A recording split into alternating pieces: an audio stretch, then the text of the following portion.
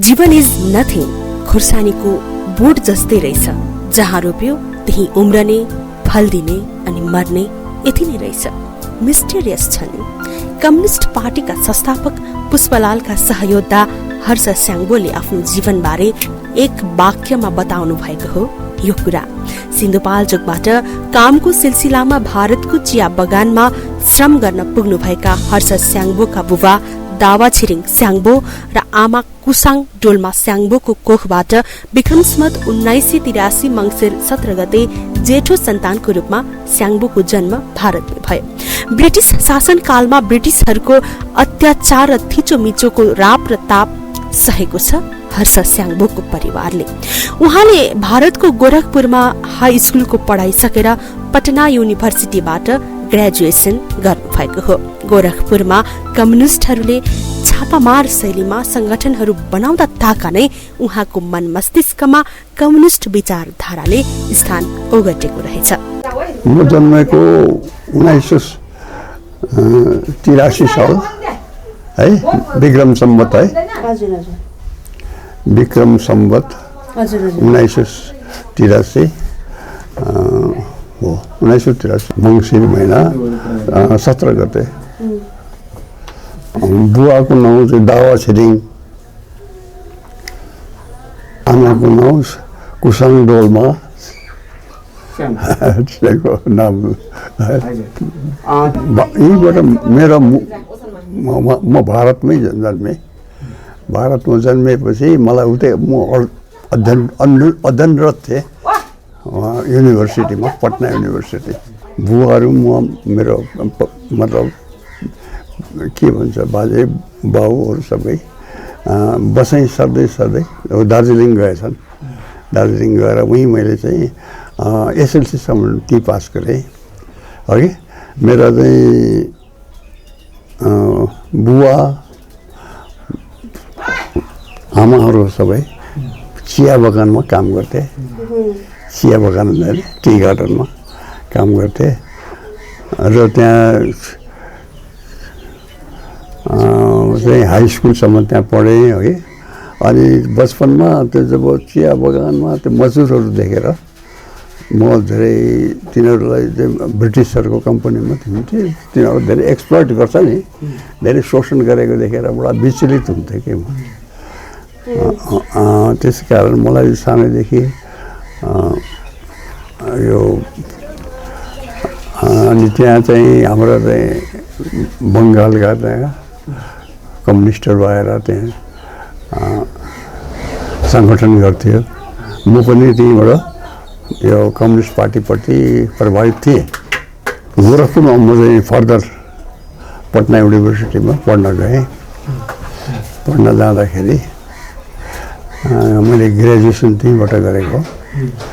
अनि तिनै मेरो चाहिँ सम्पर्क भयो पुष्पलालसँग र उहाँसँग चाहिँ कुरा उहाँ पनि अब कम्युनिस्ट पार्टी खोल्नुलाई कोसिस गर्दै हुँदो रहेछ र मसँग धेरै सरसल्लाह पनि गरेँ। संयोग पनि कस्तो जुरेको। यता आफ्ना दाजु गङ्गालाल श्रेष्ठलाई राणाहरूले फाँसी दिएर मारेको पीडा असह्य भएर रन्थनिएका पुष्पलाल भारतमा पुग्नु र उता हर्ष स्याङ्बो पनि आफू पढ्दै गरेको क्याम्पसबाट ताजमहल भ्रमणका लागि निस्कनु। विक्रम सम्वत 2005 सालमा त्यही ताजमहलमा उहाँको भेट उनै पुष्पलालसँग भयो जो नेपालको कम्युनिस्ट पार्टीका संस्थापक हुनुहुन्थ्यो। नाम नै हर्ष। 95 वर्षमा त यति मुस्कुराएर बोल्ने मङ्गोलियन वर्णका स्याङ्बोलाई भारतमा पुगेका पुष्पलालले त्यति बेला नेपाली जस्तो देखेर आफै बोलाउनु भएको रहेछ। 5 सालको कुरा है यो पुष्पलाललाई भेटेको।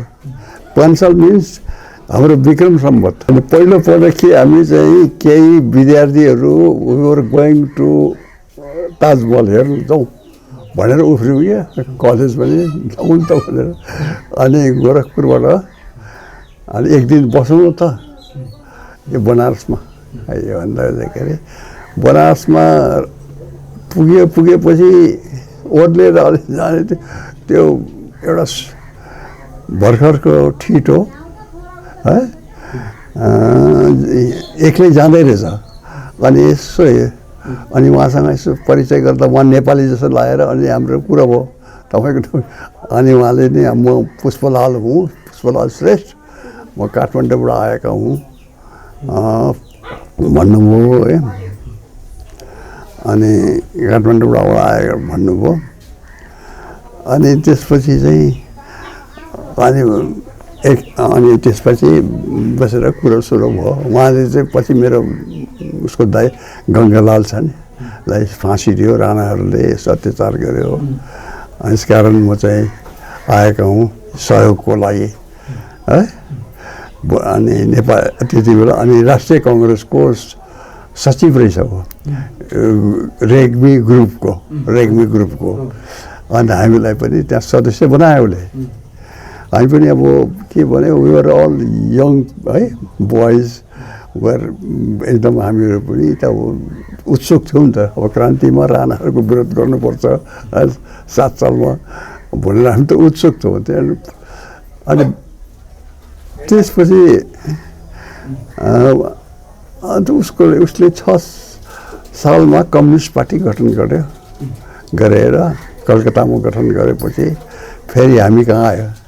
हामी कहाँ आएर हाम्रो एउटा सेल खोल्यो कि, एउटा हाम्रो 4-5 जना विद्यार्थीहरूको सेल भन्छ नि सङ्गठन गरेर हजुर सेल भन्छ कम्युनिस्टहरूले सेल खोलेपछि कम्युनिस्ट आन्दोलन र विचारधाराले डेरा जमाउँदै लगेको उहाँलाई पुष्पलालसँगको भेटपछि त्यसबेला थिचोमिचो गरिरहेकाहरूप्रति थप विद्रोही भाव जागृत गरायो। भारतको कलकत्तामै विक्रम सम्वत 2006 सालमा उहाँहरूले कम्युनिस्ट पार्टी नै गठन गर्नुभयो र नेपालमा जब 2007 सालको क्रान्ति सुरु हुँदै थियो तब उहाँहरू गोरखपुर भैरहवा हुँदै नेपाल आउनुभयो।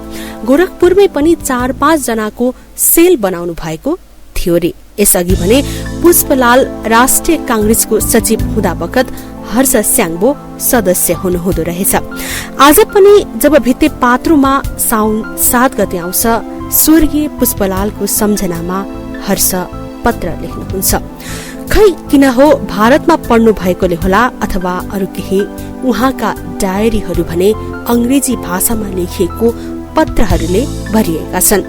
गएको वर्ष पनि पुष्पलालको सम्झनामा I remember you, Comrade Puspalal, in your memory in 42 years since left us. People are much frustrated to say Communist Party of Nepal organized by you. यस्तै वाक्यबाट सुरु भएको पत्र हामीलाई पुरै पढेर उहाँले सुनाउनु भएको थियो। I remember you, Comrade Puspalal, in your memory. In 42 years you have since left.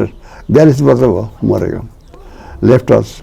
People are much frustrated to see the Communist Party of Nepal organized by you.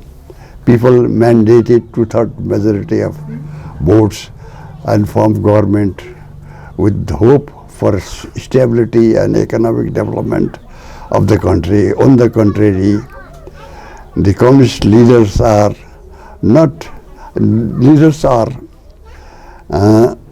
at the communist leaders are at loggerheads भन्छ क्या, loggerheads भने झगडामा आपसमा loggerheads and completely involved in factionalism, groupism and their personal interest, as each group leaders is to become prime minister. They have become quite individualistic and given up communist ethics and ideology and have become worse. Communist ethics and ideology and have become worse than bourgeois, conventional and concerned with wealth. पैसा कमाउनु मात्रै लागेको छ सब छोडेर। They have completely given up communist ethics, values of communists. However, we hope they will not betray the cause. They will सुध्रिन्छ कि भन्ने आशा मात्रै हो भनेछ। अहिले चाहिँ त्यस्तै छन्। प्रचण्ड सबैजना एउटै प्रचण्ड पनि त्यस्तै छ, कोही छैन यहाँ। अब नयाँ जेनेरेसनमा आउनु पऱ्यो, नयाँ जेनेरेसनले गर्नु पऱ्यो। अब न्यू जेनेरेसन छ नि, अलि लोभ लालच नभएको, अलिक सेक्रिफाइस गर्नु सक्ने मान्छेहरू हुनु पऱ्यो नि। अब पैसै कमाउँछु, धन कमाउँछु, आफ्नो मात्रै म मन्त्री नै बन्छु भन्ने, मन्त्री भनेर त केही छैन नि त। अब 4-5 जना त कम्युनिस्टका मन्त्री भइसके त, मनमोहन भए, त्यसपछि के झलनाथ भए, माधव कुमार पनि भए, त्यो बाबुराम भट्टराई भन्ने पनि भयो होइन। Baburam Bhattarai is the worst person, agent of India, इन्डियाकोबाट पढेको रहेछ, वर्स्ट एकदम। अब चाहिँ यस्ता मान्छेहरूले भारत देश हुँदैन। हाम्रो त यो देश बनाउँछु, यो मेरो माटो हो, यो नेपाललाई लान्छु भन्ने विचार बोल्नु परेन, नेसनलिजम हुनु पऱ्यो नि। अहिले ओलीले अहिले लिएको स्टेप चाहिँ इट्स अल राइट है। ओली कस्तो के छ, अब पछि के हुन्छ बाई कान्ट से, अहिलेसम्म चाहिँ ठिक छ त्यो स्टेप लिएको, आई सपोर्ट इट।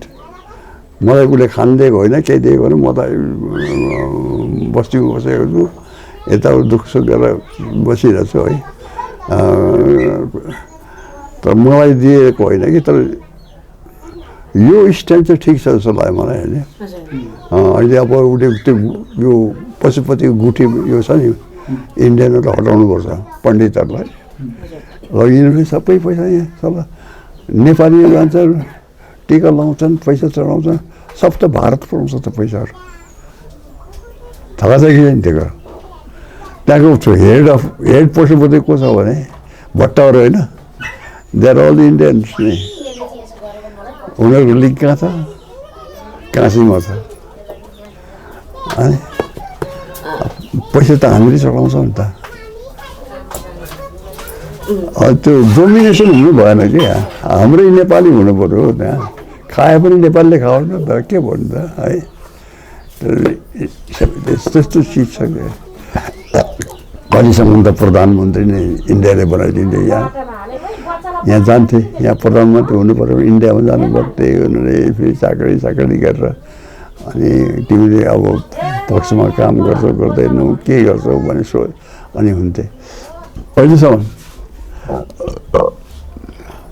अब अलिकति नेसनल आउटलुक लिनु पऱ्यो, नेसनल है, राष्ट्रिय हुनु पऱ्यो भन्ने हाम्रो मेरो चाहिँ विचार हो।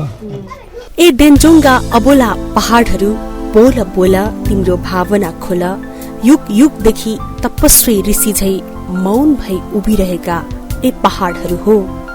सन् 1960 अर्थात् विक्रम सम्वत 2016 तिर देन्जोङका अबोला पहाडहरूसित नामक शीर्षकमा एउटा कविता लेख्नु भएपछि भारत सरकारको निर्माण विभागमा कन्स्ट्रक्सनको इन्चार्जको रूपमा 4-5 वर्षदेखि गर्दै आएको जागिरबाट निष्कासित नै हुनु पर्यो हर्ष स्याङ्बो। यसअघि उहाँले विक्रम सम्वत 2010 सालदेखि 2014 सालसम्म पश्चिममा काम गर्नु भएको थियो। त्यसपछि काठमाडौँ आउनु भएको स्याङ्बो विक्रम सम्वत 2017 सालमा तत्कालीन राजा महेन्द्रले कू गरेपछि भूमिगत हुनुभयो। त्यसबेला 2 जना छोरी सहितको परिवारसँगै सिक्किम भाग्नु पर्यो उहाँ बताउनुहुन्छ। राजाले टेकअप गरेपछि अहिले त भाग्नु पर्यो। भागेपछि म देन्जोङ भन्ने सिक्किममा गएर बसेँ। सिक्किममा पहिला त एउटा जागिर दियो मलाई, राम्रै बिए पास गरेको सर्टिफिकेटहरू देखाएँ, जागिर चाहिएको थियो त्यहाँको। अनि त्यो कन्स्ट्रक्सन कम्पनीमा जागिर राम्रो दिएको थियो। 1-2 वर्ष त त्यसै पछि त फेरि एउटा कविता लेखेर पठाएँ मैले, यसो भारतीमा त दार्जिलिङबाट छाप्दो रहेछ त्यसले। त्यो कविताले गर्दाखेरि फेरि मलाई चाहिँ त्यहाँबाट निष्कासन गरे। एउटा यही कविता हो यो देन्जोङ भन्ने चाहिँ, त्यसलाई सिक्किमलाई देन्जोङ भन्दो रहेछ है। ए देन्जोङका अबोला पहाडहरू बोल बोल तिम्रो भावना खोला भन्ने है। जुग जुगदेखि तपस्वी ऋषि झै मौन भई उभिरहेका ए पहाडहरू बोल बोल तिम्रो भावना खोला, हिउँका गुम्बा बनाई बादलका पाल टाँगे फुस्रे धुस्रे झै शिरमा सुनाखरी, बुके फुल गुराँस चाँपका माला लगाई सभ्यतादेखि पर हिमालको काखतिर उभिरहेका ए अबोला पहाडहरू बोल बोल तिम्रो आँखा खोला, छागु पोखरीभरि अश्रुजल चपारी ओम माने पद्मे हुँ भन्दै हिउँको यो चिसो गोरेटोमा तिमीले कामदै कुन प्रेमिकाको पूजा गर्दै ती पिरामिड कञ्चनजङ्घाका अघिल्तिर मौन्छौ। ए पहाडहरू बोला बोलो तिम्रो भावना खोला। तिम्रो काखमा भेडा भेडीहरू प्रणय किरा गर्दै चलिरहेका छन्। मृगा मृगी घोरल दुम्सीहरू छहराको तालमा नृत्य गरिरहेका छन्। न्याउली डाँफे वंशरीहरू मधुर सङ्गीत गाइरहेका छन्। तर तिमी मौन छौ, कुन ध्यानमा चुप छौ। ए डेन्जङका अबला पहाडहरू बोला बोला तिम्रो भावना खोला। ती अल्छे बगरहरू निधाए पनि रानी खोलाले आफ्नो वेदना पोखाइरहेकी छिन्। तिम्रो छातीका खटिराहरू चाहिँ फुसका छाप्राहरू चुप रहे पनि त्यसको पीर भरिएका वेदना नित्य पहाडी छाराहरूले गाइरहेका छन्। तैपनि तिमी चुप छौ। ए डेन्जङको अबला पहाडहरू बोला बोला। गान्तोकमा 1960 अङ्ग्रेजी सालमा सिक्किममा लेखेको यो कविता पढेपछि फेरि त्यहाँबाट मलाई टिकट काटिदिए। ठम्मै यहाँबाट बसेँ नि, त्यहाँ 4-5 वर्ष त बसेँ सिक्किममा। जागिर छ राम्रै फर्स्ट क्लास जस्तै जागिर राम्रो। केही बुझ्न सकेको छैन मैले, अहिले मसँग कोही छैन, केही छैन, बस शून्यताहरू छन्, एकालापहरू छन्। ती शून्यता र एकालापहरूलाई जिकज्याक तुल्याउन पुष्पलालका स्मृतिहरू छन्, बितेका दिनका धुमिल झझल्काहरू छन्। हर्ष स्याङ्बोको डायरीमा सुरक्षित हाते अक्षरमा लेखिएका पंक्तिहरू हुने। 2061 सालमा आफ्नै जीवन सङ्गिनी विद्या राणाको देहान्त पश्चात भक्तपुरको मनहरा स्थित सुकुम्बासी बस्तीमा 3 लाख रुपैयाँमा अरूको घर किन्नु भएको रहेछ। दर्ता र पूर्जा केही पनि नभएको। हर्ष स्याङ्बोले 2010मा राणा खानदानकी छोरीसँग जनवादी विवाह गर्नुभयो। विवाहको सन्दर्भमा अलिअलि टीका लगाएको झझल्को भने उहाँसँग छ। कमरेड निर्मल लामाले मुख्य पुरोहितको काम गर्नुभएको थियो। हर्ष स्याङ्बो बताउनुहुन्छ, उहाँकी जीवन सङ्गिनीले यो संसार छोड्नु भएको 14 वर्ष भइसकेछ। उहाँ पहिला पुष्पलाल प्रतिष्ठानको संस्थापक सदस्य समेत हुनुहुन्थ्यो रे। सुकुम्बासी बस्तीमा बस्दै आउनुभएका हर्ष स्याङ्बोको टहरामा उहाँकी श्रीमतीका फोटाहरू र विभिन्न कलाकृतिहरू छन्। मैले 10 सालमा आएर अनि यहाँ एउटा कमरेड राणाजीको छोरी नै थियो, विद्या भन्ने।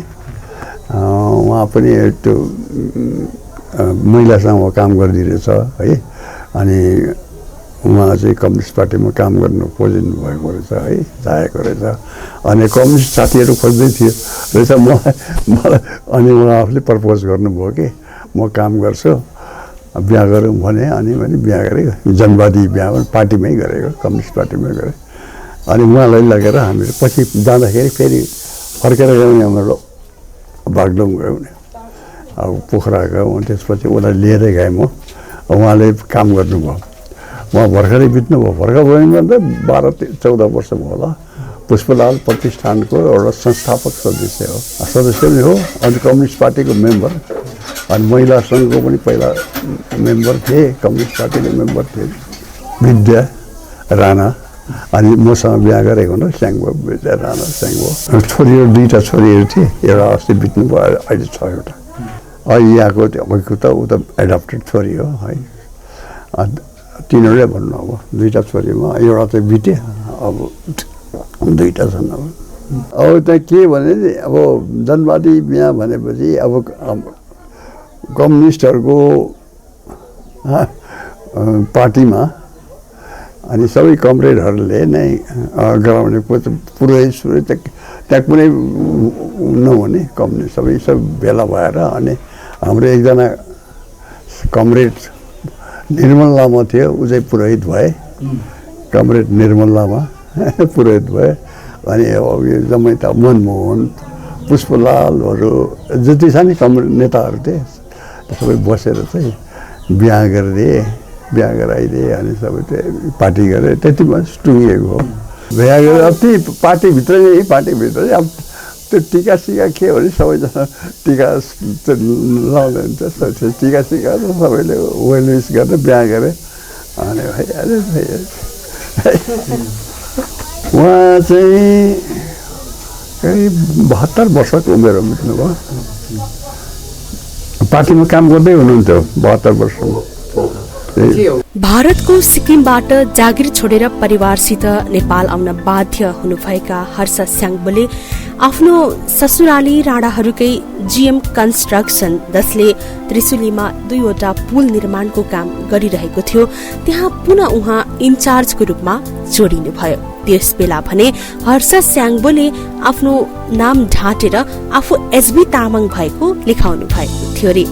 एसबी तामाङको रूपमा जागिरे जीवन बिताए पनि कम्युनिस्ट विचार प्रतिको लगावका कारण यस खाले गतिविधिमा छापामार शैलीमा हर्ष स्याङ्बो लागि नै रहनुभयो। कम्युनिस्टको गतिविधिमा लागेको थाहा पाउन साथ तत्कालीन सरकारले उहाँलाई पुनः 2 वर्षको लागि केन्द्रीय कारागारमा थुन्यो। उहाँको हात र खुट्टामा साङ्लोले बाँधिएको थियो। त्यसबेला टंक प्रसाद आचार्य पनि जेलमा उहाँसँगै हुनुहुन्थ्यो। सिक्किममा म चाहिँ तपाईँको त्यहाँ निर्माण विभागमा मलाई त्यहाँ चाहिँ कन्स्ट्रक्सनको इन्चार्ज बनाएको थिएँ। त्यसपछि सबै निकालेपछि यहाँ आएँ अनि उहाँ त्यो बोर्डरसम्म ल्यायो बोर्डरसम्म ल्याएर गाडीमा अनि पैसा त्यति बेला 1000 कति पैसा दिएको थियो पैसा बाटो खर्च अनि बिदा गरेँ हुन्छ भने अब अनि आएँ त्यहाँबाट काठमाडौँ आइयो रक्सौलबाट आइयो आएपछि परिवारलाई 2 जना छोरीहरू थियो अनि जान लिएर ससुराली लाग्यो रानीजी घरमा ससुराली रानीहरू त्यो पनि फेरि त्यति बेला उनीहरूले पनि साथ दिए मेरो परिवारले साथ दिए उनीहरू राखेँ अनि म फेरि कन्स्ट्रक्सनको काममा गर्दाखेरि जिएम कर्पोरेसन भन्ने रहेछ यहाँ जिएम कर्पोरेसन राणाहरूकै रहेछ एउटा ठुलो कन्स्ट्रक्सन कम्पनी म अनि त्रिशुलीमा जिएम कर्पोरेसन कन्स्ट्रक्सन इन्चार्ज बनाएर पठाएँ अनि त्यहाँ त्यसो गाउँसम्म गइन्थ्यो नि त गाउँसम्म जाँदाखेरि फेरि पछि सिआइडीहरू लागे अनि ल्याएर 24 सालतिर होला थुन्दै नि सेन्ट्रल जेलमा ल्याएर 24 त्यही 2-3 वर्ष त काम गरेँ कि त्यसपछि जेलमा आएँ जेलमा बसेँ अब 2 साल बसियो 2 साल बसेपछि कागज गरेर छोडेको न हो यो पछि यहाँबाट त सिआइडीहरू इन्डियन सिआइडीहरू थियो नि गएछ कि यहाँबाट त मलाई नेपालबाटै लखिरहेको थियो सिआइडी इन्डिया भारतको सिआइडीहरू थियो त्यहाँ भारतबाट के भन्दा सिआइडी ल्याएर यहाँ मलाई चाहिँ धेरै फकायो क्या उनीहरूले अब हामी पैसा दिन्छौँ खान्छौँ तपाईँ यो पार्टी छोडा यो गर ऊ गर हामीहरू है यहाँ धेरै यो नेताहरू सबै त भारतीय इन्डियाको इन्डियन पेरोलमा बस्छन् हो कि यहाँका जो नेताहरू छन् नि एम्बासीबाट पैसा दिन्छन् खाएर अनि दिल्लीको चाकरी गर्छन् त्यस्ता धेरै नेताहरू थिए मैले त मलाई ठिक लागेन अनि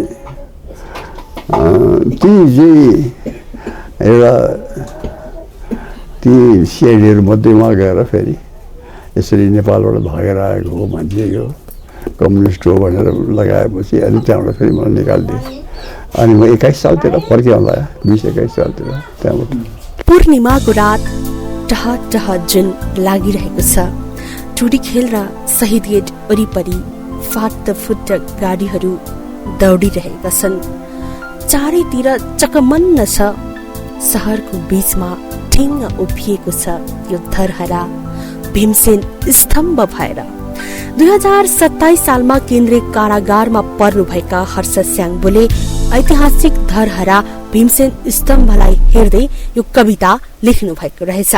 उहाँले आफ्नो जीवन अनुभूति बारे आफ्ना डायरीहरूमा उतार्नु भएको अक्षर रूपी भावनाहरूले पनि उहाँलाई बुझ्न हामीलाई धेर थोर भए पनि सजिलो पार्यो।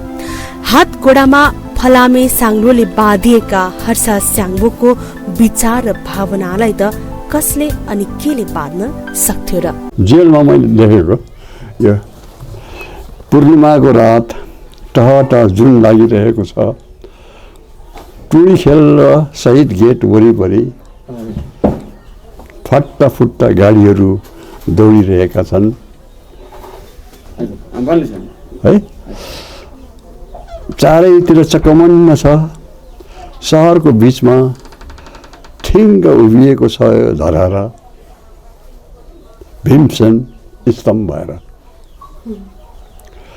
लर्ड वेलेस्लीको सचिवसँग काशीमा वार्तालाप गरेको प्रसङ्ग, राजेश्वरीले नेपाल फर्केर खर्च नपठाएको दुःखसँगै अब नेपाल फर्कौँ,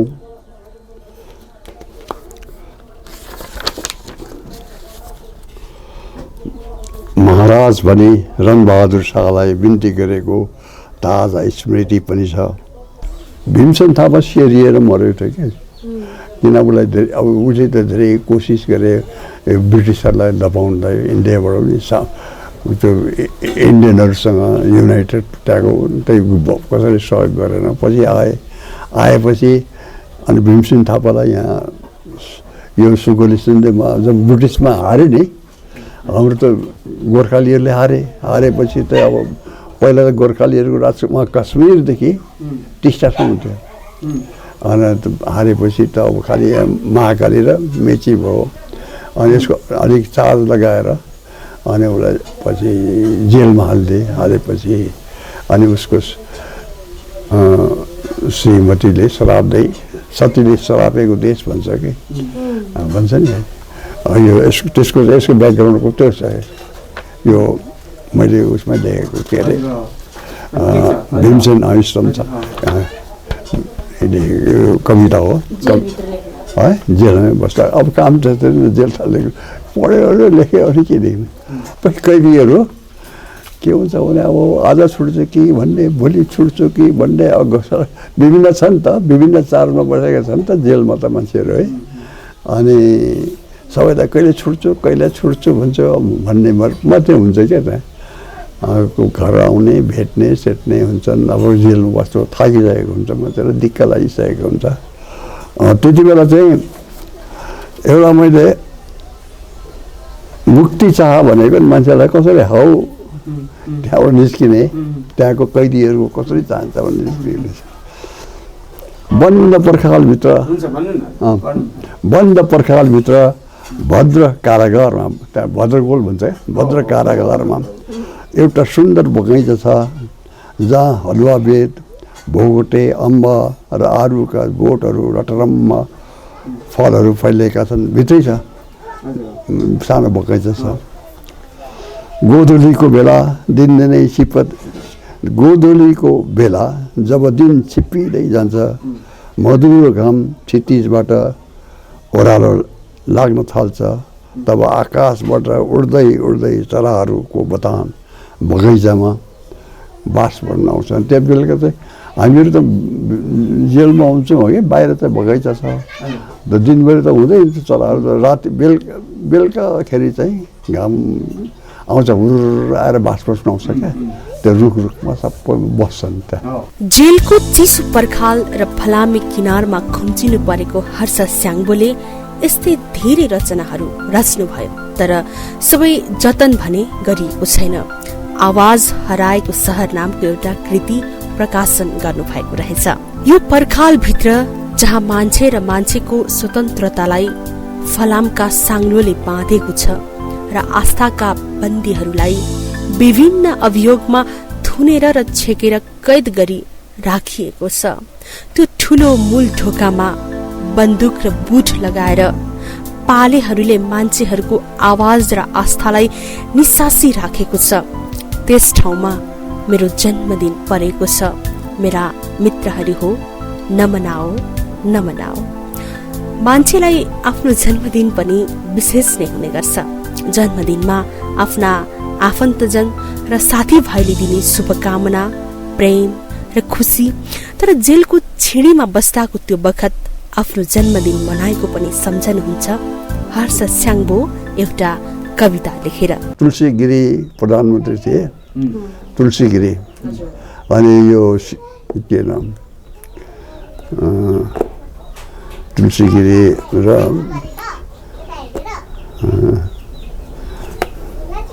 काङ्ग्रेस तुलसी गिरी भनौँ प्रधानमन्त्री थिए।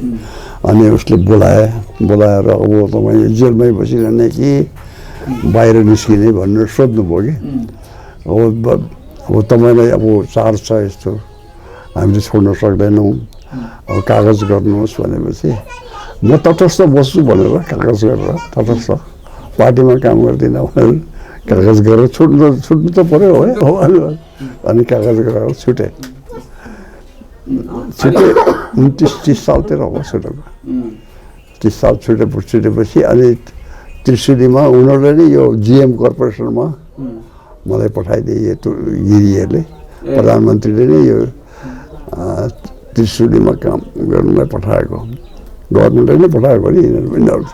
अब फेरि पार्टीमा काम गर्छ कि भनेर उसलाई जागिर लगाइदिए। जिएम कर्पोरेसन काम गरेँ त्रिशुलीमा। त्यो पुल छ अहिले बनाएको, मैले बनाएको त्रिशुली छ। त्यति नै हो, त्यति बेला मात्रै त्यो पुलको कामहरूमा 2 वर्ष 3 वर्ष लागिहाल्यो है। त्यसपछि समातेर त यहाँ ल्याइहालेँ। अनि त्यसपछि पनि समातेर ल्याएपछि अनि एउटा छुटेपछि अनि मैले काम गरेँ। अनि त्यसपछि चाहिँ फेरि मलाई कामहरू त्यसपछि कन्स्ट्रक्सन कामहरू गर्दै गएँ। पार्टी त छ नै थियो नि भित्र, बाहिर त अब गभर्मेन्टले समातेर थुन्ने त्यतिवटा है, एउटा काम त गर्नु पऱ्यो। त्यो धेरै काम गरेँ मैले कन्स्ट्रक्सनको। अब भन्नुहोस् अब महाकालीदेखि काम गरेँ नि गरेँ। त्यसपछि कन्स्ट्रक्सन काम धेरै गरेँ। अब त्यसपछि आयो नि, अब आएर त अब गभर्मेन्टसँग पनि अब त्यस्तै हो। गभर्मेन्ट पार्टीमा पञ्चायत व्यवस्था आयो होइन। अनि मलाई तुलसी गिरीले भने चाहिँ तिमी मन्त्री बन्छु, पञ्चायत जोइन गर भने मलाई छ। मैले जोइन गर्दिनँ, मेरो साथीहरू सब जेलमा छ। सबै त पुष्पलालहरू बाहिर छन्, अरू साथीहरू जति थिए हाम्रो त सङ्गठनको साथीहरू त अब मरिसके नि धेरै, तर जेलमा थिएँ नि त, त्यसो गर्नु मैले हुँदैन बरु भनेर पञ्चायत व्यवस्थामा म तपाईँको यो पञ्चायत व्यवस्था रेन्जरसम्म त्यसो एक्टिभ काम गरिनँ मैले। तर यो पञ्चायत व्यवस्थाको गएपछि फेरि काम गर्न लागेँ, पार्टी जोइन गरेँ। सुकुम्बासी बस्तीमा एक्लो सन्तापपूर्ण जीवन बिताउँदै आउनुभएका पुष्पलालका सहयोद्धा हर्ष स्याङ्बोको जीवनलाई आजको आत्मवृत्तान्तमा हामीले थोरै भए पनि देख्यौं, अनुभूत गर्यौं। हामीले जब उहाँलाई भेट्यौं, उहाँ बस्ने कटेरो र बस्ती निकै दयनीय देखिन्थ्यो। आखिर सुकुम्बासी बस्ती होस् पनि कस्तो नै, तर कम्युनिस्ट आन्दोलनमै लागेकाहरू दिन दुगुना र रात चौगुना तारे महलमा सुख शैलको जिन्दगी बिताउँदै गर्दा हर्ष स्याङ्बो बनेका छन् त केवल एक अपवाद मात्रै। किनकि सिद्धान्त र नैतिकताको राजनीति त सबै राजनीतिक पार्टीमा ह्रास हुँदै गएको छ। तर पनि हर्ष स्याङ्बो जस्तै सयौं हजारौंले गरेको यस खाले बलिदानलाई सम्झने दिन पनि त पक्कै आउला नै। हर्ष स्याङ्बोको जीवन यात्राका बाँकी रहेका इति वृत्तान्तहरू कार्यक्रम आत्मवृत्तान्तको अर्को श्रृङ्खलामा हामी प्रस्तुत गर्नेछौं।